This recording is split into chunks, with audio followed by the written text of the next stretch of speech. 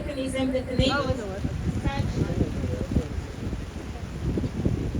such a powerful and massive protest in Israel. Comes from people who understand that this is the time to work together to create a real impact and pressure on the government. And we need to make sure we continue to fight and support the protests in Israel. This is just the beginning.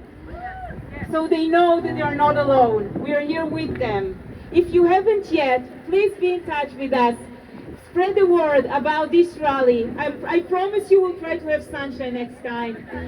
So bring more friends so we double and even triple the amount of people here and keep growing this movement.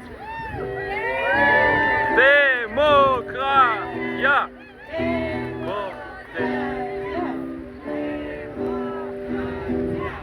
And just one last thing, today's rally really showcased a true collaboration between the Israeli and the Jewish community here in the Bay Area.